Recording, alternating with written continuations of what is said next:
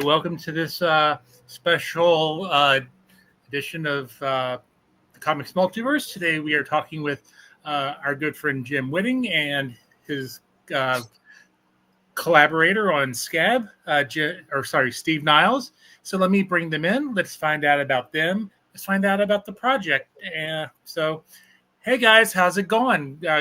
Great to get to talk to you this afternoon. Yeah, good. Thanks for having us. Jim, good to see you. Yeah, good to see you, Chad. Good to see you, Steve. Good to see you. It's been a while since I last saw you, Jim. I can't even remember the last event. That it was probably one of the Albany shows or something. Yeah, I think so. I think it was probably last fall that we saw each other.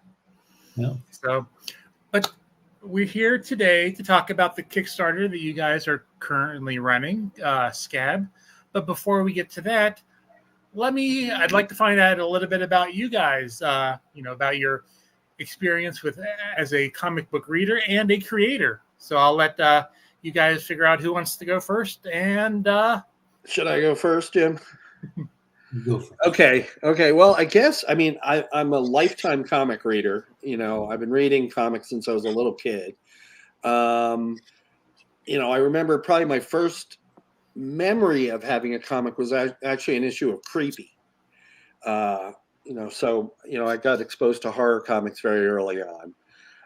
And then, when I was like a teenager, young adult, I was playing a lot of music and I was working, it was all DIY, DIY. We did all our, own shows. We put out our own records, we did all this stuff. And it literally was just like one of those things where I was like, I love comics. Why don't I just make some? It was like, yeah. oh, of course. And so when I was around 19, 20 or so, I started trying to put together a comic company called Arcane. And that got me started. I didn't do too much as Arcane, but I wound up teaming up with Eclipse Comics. And I did Clive Barker adaptations and things like that. But that got me started. Okay. Yeah, I when I was younger, I'll date myself here, probably mid-60s, I had an uncle who was more like my older brother, had a collection of comics, and I used to just pore over those things night and day. I could tell you what issue, who was in what, and also creepy and eerie at that time too, early issues, and horror movies. And so, yeah, I had a wide range of reading, and I would just spend hours and hours going over that stuff. And then also spend nights sitting there trying to draw, like the guys did in the comics over and over, and just eventually hey, this is what I want to do. I want to create comics, something or another. I mean, to date myself too, I got my start. The first creative stuff I ever did was making Super 8 movies, So there you go. We used to watch the Super 8 movies. You watch Frankenstein versus the Wolfman. I still have mine. I still have a stack of Super 8 movies that I used to. Oh, yeah. And I used to do a thing where I would take a Hammer Frankenstein movie and I would try to edit scenes in with my own. Yeah. Which, as you can imagine, looked horrible, but I was just a little kid. Yeah. Well, I know what you mean by, I know what you're talking about when you say Super 8 movies, because I a couple years ago had the 8mm Super 8 movies that were taken when I was a kid, and then I found some of my dad and his, growing up. So I had all those converted to digital just to kind of be able to save those memories. Yeah, a ton of those with the really. Do yours have the really glaringly bright lights? Yes, there's some funny light things going on there, and yeah, I've talked to the the ones with my dad and my aunts growing up. I really can't talk to the director anymore because they're no longer with us. But yeah. I have been making notes, on the ones that my parents took, and Very cool.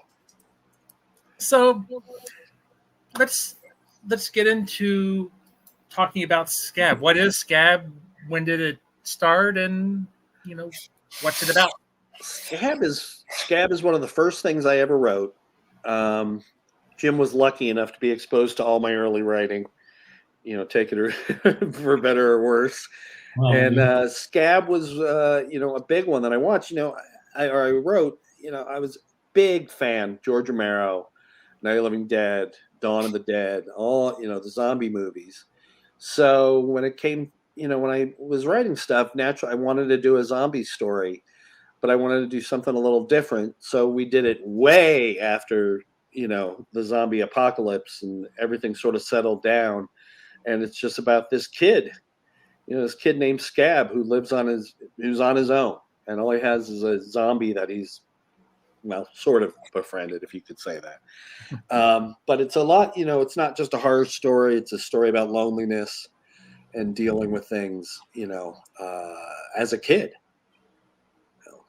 Yes, I remember pretty much. I was working at Vanico back in the late 80s, early 90s, and they had the Night of Living Dead license at the time, and we were messing around with all the Night of Living Dead mythos, and we did King of the Dead. Remember King of the Dead? Oh yeah, I remember King of the Dead. And SCAB, and there was a bunch of stuff, and at some point we were going to try to tie everything in, but we didn't get that far down the road. Yeah. But SCAB was a kind of a culmination of, we had done like probably 10 stories together by that point. Yeah, well, we did Danger Brain, Right. which was a small collection of stories, and Uptown Zombies. Yeah. What else?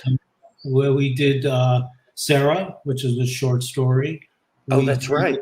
We did Big Head, which was one of the first Cal McDonald stories. That's right. Yeah, Jim illustrated one of the very first Cal McDonald stories, which now I do. I did a lot of them at Dark Horse on a series called Criminal Macabre. Yeah. So that was the same character from way early. That's right. Yeah, we did that. And then I think SCAB was the culmination of that.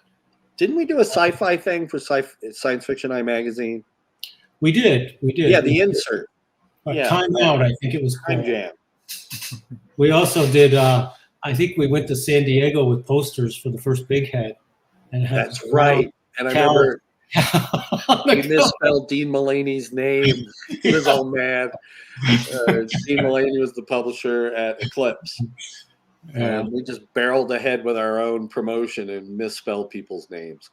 Yeah, I think we were handing out at San Diego. We were handing them out. I think we were down there trying to set up Night of the Living Dead London with Clive. Yeah. And my wife was expecting, and so I had to keep calling every half an hour. Oh, that's right. I'll be back. I need to call, check, make sure she's not having the baby. Yeah. Oh my God. So, kind of why did you guys want to return to SCAB? I personally, that was a great story, and I love the story. And looking through the artwork, I mean, it was done 32 years ago, but I think it was a really good story. One of the best things that I've worked on, and I have all the original artwork, and so to revisit it, I also looked at it and I said, wow, I did this 32 years ago. Some of the stuff just didn't work. Some stuff looks great and I really like it and I want to get it out. So we're kind of remastering it in a way and refleshing it out because I think it's worth getting out. I think it's a good story. And nobody's seen it. I mean, it's been out of print for 30 years. Yeah. So it's really cool. And it really is an exceptional situation that Jim had all the original art for us to shoot from. Well, one of the fun parts was I would go down to Steve's on weekends sometimes. I would drive down and spend the weekend with him, and we shot all of DC and the areas that SCAB was going to be in. So, back then we didn't have the digital cameras, but, after I got the film developed, we had this whole montage of pictures for references for the DC area. And so to me, as the artist, DC sort of became one of the characters in the story. Mm-hmm. Yeah. And also it was, because you lived in New York and DC was very different the way it was scripted. SCAB does a thing where he has this giant 2x4 and he manages to run around the city without ever touching the ground. He just runs roof to roof, and I remember when I first pitched that to you, you were like, what? How can you do that? And then you saw everything in DC is very short. It's not a lot of skyscrapers. Yeah. Because nothing in DC is allowed to be higher than the Capitol, I believe. I think is the law. So you had to come there and see like how it would actually work. Well, DC at that time too was very different. DC. It was very different. The city was falling apart. The water wasn't drinkable. Mary was charged with drug charges and things. Yeah, the crime was incredible. The shootings all the time. Remember, I used to live when I lived on. Do you remember when I lived on Capitol Hill? Yeah. And I'd be on the phone, and people would be like, "Oh, what's that sound?" I'm like, "Oh, gunshots." I mean, it was that bad. Yeah. So it was good. It's fun to revisit it and look at it, and not only from a retro perspective, but going forward, how can we put this out and really get this story out? And you've kind of touched on it, but let's talk a little bit more about the collaborative process between you guys. It sounds like you guys were working very closely on the story and kind of the art that goes along with it. Is that kind of correct? Yeah, we worked together quite a bit. I remember sending Steve the first drawings for DC. He's like, "That doesn't look like DC. You got to come down here and shoot DC." Yeah. Okay. Now I got an idea of what DC looks like. Yeah, we were in almost daily contact. We worked together, on a lot of different stuff. We actually met when you were doing Slaughterhouse Magazine, though?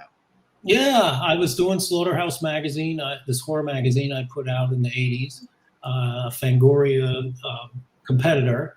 And Steve sent me a bunch of Clive Barker lithos out of nowhere and a copy of Fly in My Eye. And so I got in touch with him because my secret desire was really to do comics, but I started doing the horror magazines. I was working for a publisher doing wrestling magazines at the time. And I talked him into letting me do a horror magazine. So we managed to get 5 issues out. Yeah. And so it was a really cool magazine. It was a lot of fun. Yeah. And it was some of the first coverage I ever got, so it was amazing. Oh, it was a lot of fun. And we were both at the same point in our careers, just starting out. So it just made sense to get together and collaborate and start doing stuff. So Steve started sending me scripts. I was like, this stuff is great. I'd love to do this. Yeah. So let's talk a little bit about the Kickstarter itself. What are you guys offering for people to support, the project? Well, one of the things that's been pretty good is I have all the original art, and that's been selling pretty well. A lot of guys work digital now, and I do too, but having the original art really makes for a nice reward where you can sell off the artwork. And we're also offering signed editions and a portfolio. I've done a bunch of new artwork for the series. I did a new cover, and then we have the classic cover, and Steve's going to sign a bunch of the books. So we kept it pretty simple, pretty close to the bone. We didn't do a lot of stuff like bringing in other artists and things like that. And it's been going pretty well. We hit 4,000 this morning, so that's good. Ooh. We're going to have, starting tomorrow, we'll have another week. And you'll be seeing me all over the place pushing it. And also, I think I'm going to write a new introduction. Mm-hmm. Talk about a lot of the stuff we're talking about right now. So that'll be a new bonus. Yeah, so we're, and also one of the things I do with the Kickstarters that I don't normally announce is I do print a lot of extra stuff to send contributors. So they'll be getting big packages in the mail of stuff, There's postcards, prints, things like that, bookmarks that I print up during the course of the campaign, and all that stuff will be going out to contributors. Plus, we did a lot of Steve's books were put on ad ends, and they've all sold out. So that's pretty good. They sold out? Yeah. Oh, good. Very nice to hear. Now, Steve, is this your first experience with Kickstarter? No, I've never done one myself, but I've been involved with others. Years ago, I did one called. I was involved with one called Lust with Ben Templesmith and Menton Matthews. There've been a few, but I've always let somebody else do all do all the running around because I don't know what's going on. Well, that leads me to my next question because I know Jim has done a couple, for his other stuff. How is this campaign any different? Are you seeing any, Well, I usually do one campaign a year, and by that point, everything's changed. So I had to go through a big learning process all over again with, what's working, what's not working. You get to a certain extent where what's working on social media, what kind of ads. I've been doing some Facebook ads, but all that's changed since last year. So it's kind of a big learning process all over again. I mean, you have the basics, but getting the word out is the big thing, And so I've been doing a lot of stuff with Substack and a lot of the other social sites, pushing and trying to build audience and get the word out, Okay. One of the big things with Kickstarter this time is they've added a bunch of extra features. They don't do these videos live. You have to sort of go through YouTube, but they've also offered ways to connect links so I can find out who's coming from where to contribute, from like whether they're from Facebook or they're from YouTube or they're from my email. So that's kind of interesting in a way to do that, Nice. So do you guys have time to do a segment I like to call 5 questions? Sure. All right. You guys can pick who goes first. The first question is, let's go with top 5 horror movies. Since SCAB is kind of a zombie post-apocalyptic, I'll even let you include post-apocalyptic movies in this. In your choice. For my top movies are always Night of the Living Dead, the original, in 1968, Dawn of the Dead, John Carpenter's The Thing, which is just the greatest movie ever, the original Frankenstein. And what would be the fifth? Fifth would probably be The Exorcist. Okay. Nice. Of my 5, I think Bride of Frankenstein is one of my favorites. Invisible Man, which wasn't for a number of years, but I've been watching that again. I'm pretty into that. Let's see. John Carpenter's Thing, which is just a classic. Number 4 would have to be 30 Days a Night. Oh, It's a great movie. I wonder who does that. Yeah. And 5th, it rotates around. I don't know. I'm into. I like some of the Netflix, like the Black Mass and things like that. They're not movies, but I think they're great pieces. Okay. All right. Question number 2. Who would be on your personal Mount Rushmore of comic book creators? Oh, for me, it's all early stuff. John Romita Sr., Sal Buscema, Jack Kirby. I love Frank Robbins and John Buscema. Okay. All artists. Hey. Oh, and Bernie Wrightson. Good Lord. Sorry. I'm going to move somebody over. I'll bump somebody. I know. I always I know that I'm asking you to pick 4 or 5 when there's only 4 faces on Mount Rushmore, and the comic history of the comic industry has so many great artists and writers. Yeah.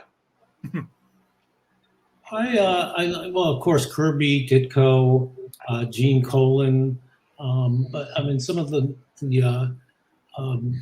Mobius. I like Mobius's stuff, and I would have to say probably John Buscema. Yeah. Okay. Question number 3. I'm going to strand you on a desert island, but you can only take 5 things to read.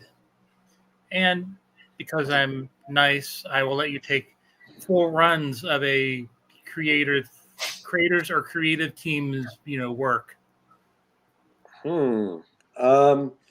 Comic books or book books? Or anything you want. Well, it would have to be a copy of I Am Legend. Mm-hmm. My favorite book. What else? The run of Alan Moore's Swamp Thing. How many? 5. Oh my God. Charles Burns collection, Daniel Clowes collection, and a copy of Frankenstein by Mary Shelley. Comic wise, I think I would have to take Watchmen. I would also take Dark Knight, the Frank Miller original one, and Love and Rockets. I'm a big fan of. Okay. The original series, probably like the first 20 issues, I think were really good. As far as book wise, Zen and the Art of Motorcycle Maintenance. And do I have one more or not? I'll give you one more. Well, I'd have The Art of War, but since I'm by myself, I'd only be fighting myself. But I'll take it anyway. Okay. Question number 4. How have you guys individually grown as creators from this, from when you started to this project? And you can also include, advice you'd give your younger self. Well, I hope I'm a better writer after all these years. After 30 years, I feel like I'm a lot more prolific. And I enjoy I remember back then writing was a little harder, because I was new, didn't really know what I was doing altogether. Now, years of experience, it's a little easier to sit down and organize my thoughts and write. The advice I'd give to my younger self is the advice I'd give to, everybody who writes, which is don't ask for permission, just go. Do it. If you want to make a comic, make a comic. And the thing, this always sounds like I'm being obnoxious, but a writer has to write, and I think that's the biggest thing. I've met a lot of writers who have ideas and they never sit down and write them, but it's a lonely thing to sit for hours and hours by yourself. But it's very necessary to actually do it, and don't give up, just don't give up. Yeah. That's good. Yeah, after I started out working with Steve and had a family, so I sort of left the comic industry for a number of years, and slowly over the last 6 or 7 years, I got back into it, starting with Kickstarter and doing some books. And the thing for me is getting back into the nuts and bolts of it and relearning what I do. I have the time to do it, and it's something I couldn't do when I was working a day job. So I got rid of the day job and I'm spending my time doing that. The advice I'd give a younger artist or whatever is don't be afraid to be different. I spent a lot of time imitating other artists, and really my time should have been spent developing my own style and something that's more recognizable. And don't be afraid to be different, as Steve said, particularly with the artwork, because you want people to recognize what you're doing, and just keep going. Don't stop. I like the Kirby quote. It's like, don't let anybody ever tell you can't draw comics. Yeah. Okay. Question number 5. What is your personal take on the state of the comics industry at this time? It's very strange, everything's moving around. People are doing different stuff, like a lot of people are kickstarting, to do their projects and not going to publishers as much. There's a lot more people doing creator owned. doing their own stuff instead of working for the big two. So I think that's it. I think the comic, I know people are always crying that comics are dying, but I think it's in pretty good shape. Stuff seems to be selling. We've gotten some big numbers on some books, like Dynamite doing Thundercats and stuff like that. So I think we're fine. I think the comic industry is in good shape right now. Yeah, I think it's going through a big transition right now. I think the digital age has changed a lot, distribution, how to get the word out. And, what I'm finding with just marketing and other stuff is go direct to your readers. And, you don't need to go through a big company. You can start this stuff up yourself. And, things will settle out over the next few years. But I think now there's a lot of different channels. You have Kickstarter, you have web comics, you have stores still picking up comics. And as audiences gotten older and younger audiences come in, there's a bit more segmentation. So, being more aware of what audience you're trying to reach is important. But I think it's going through a big transition. I think it hasn't settled out yet, and it will in a few years. Okay.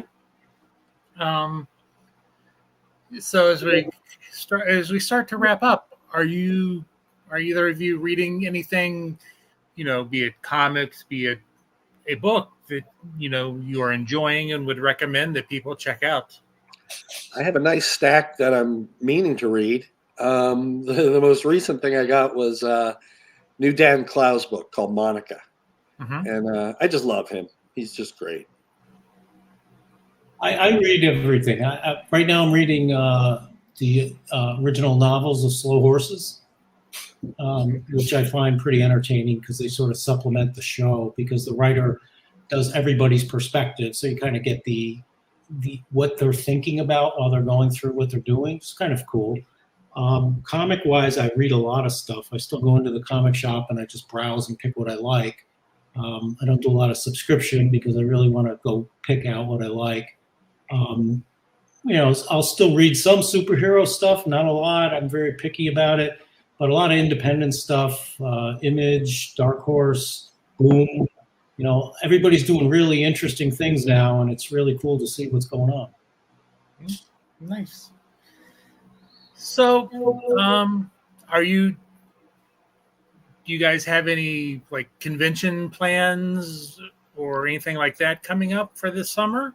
I am probably going to be at San Diego this year. Okay. So that's all I have planned. Okay. Well, Albany show's next month, so I'll be at the next Albany show. Great show. I'll probably go to New York, wander around, talk to people. It's always a fun day to get in and out, and not too far. And then I think there's another Albany show in the fall.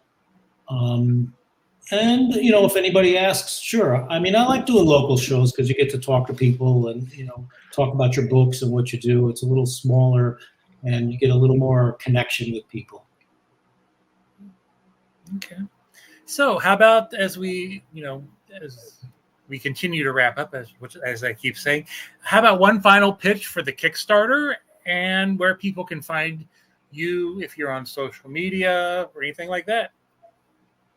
Well, I'm on if you're working on anything that you have coming up that you can talk about. Oh, well, the next thing I have coming up is a book called The Killing Hole, which is a retelling of a story that Jim and I did originally. And I just completely changed it it's pretty interesting to look at, seeing a 20-page comic. I turned it into an 86-page graphic novel. So I did that. That's coming up in July. And people can find me on Instagram, Facebook, Twitter, and I'm on Blue Sky, but nothing's happening over there. I haven't checked out Blue Sky yet. I keep hearing it. Boring. Is it? Yeah, it's very quiet. At least it's not Twitter, so. Yeah, it's not Twitter. Reddit is the new Twitter, I think. It's kind of how's that for a marketing slogan? We're not Twitter. Yeah. X or whatever. We're not X. So yeah, support Cat SCAB. If you haven't got out there yet, show some support, show some love. We're trying to get this book out. We're getting close. We're going to go into the last week, and as I said, you'll be seeing me all over social media. Jim Whiting. I'm on Instagram at Whiting Studios. I'm also on Substack. I do a Behind the Process newsletter about every 2 weeks. I can't stand getting stuff every day, so it's every 2 weeks. And just working on some short stories. I'll be pitching, and you'll be hearing more about them in the future. And that's about it. All right. Well, I want to thank you guys for taking the time out of your day to chat.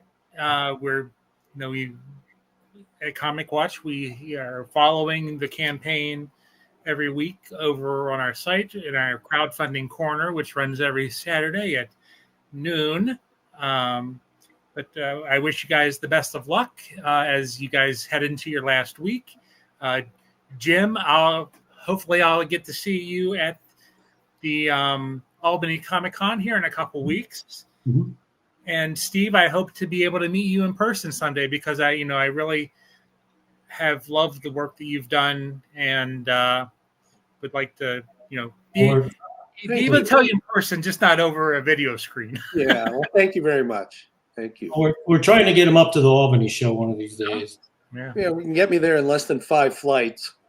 Yeah, well, we're working on that. We're trying to get one where the wing doesn't fly off. Yeah, the door. Yeah, with the door, yeah.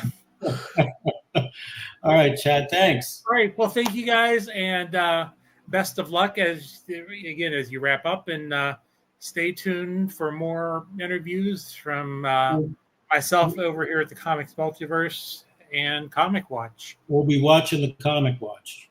Thanks. All right. Thanks, guys. Thanks. Later.